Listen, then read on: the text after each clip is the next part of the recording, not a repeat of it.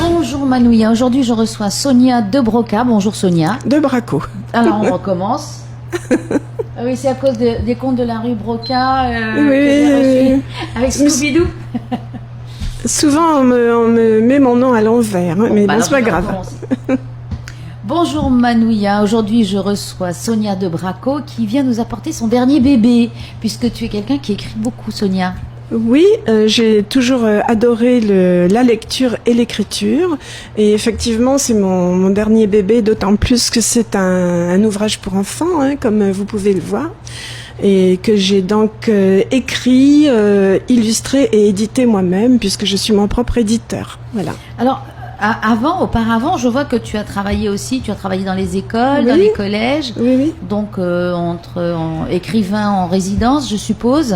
J'interviens dans les écoles, effectivement. Bon, j'ai été professeure, j'ai été enseignante anglais-français pendant quelques années.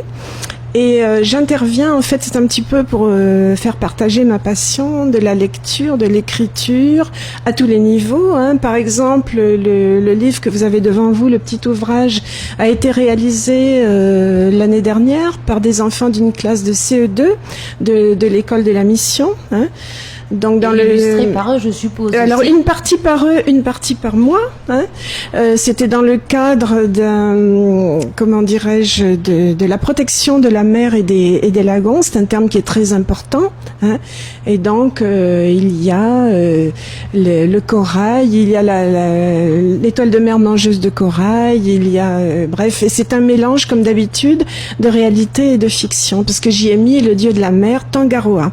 Oui, tant qu'à faire. Tant qu'à faire, voilà. Et là aussi, il y a eu un travail aussi qui a été fait avec le collège. Alors celui-ci est tout récent, vient d'être réalisé. C'est un recueil de nouvelles que j'ai réalisé avec deux classes de collégiens de niveau 4e et 3e du collège adventiste Tiarama sur le thème des objets. J'avais donc donné un de mes ouvrages de référence qu'on trouve sur Internet, d'ailleurs gratuitement, sur les objets.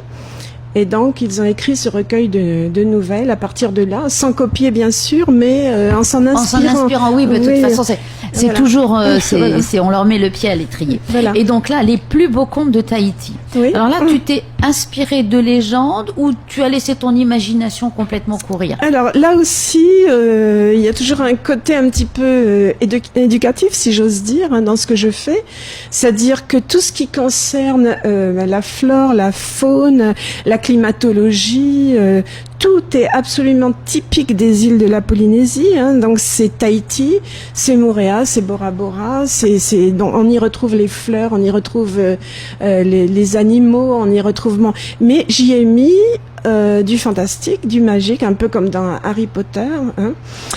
J'y ai mis des animaux, des fleurs qui parlent. J'y ai mis des dieux d'autrefois qui font voyager les enfants dans un monde fantastique, mais en même temps en attirant l'attention sur la nature de la Polynésie qui est extraordinaire, hein, et que j'admire toujours, quoi, et que je souhaiterais voir préserver. Voilà. Et d'ailleurs, je suis en train de travailler sur un autre ouvrage de contes qui s'appelle La forêt oubliée, que j'illustre également moi-même et qui, de nouveau, évoque la nature de la Polynésie, les plantes, les fleurs, les arbres, etc. Alors, tu as testé auprès de certains enfants Oui. les histoires? Oui, ils adorent. Ils adorent. D'ailleurs, c'est une formule qui est bien soit pour les enfants qui maîtrisent la lecture, soit pour ceux qui apprennent à lire.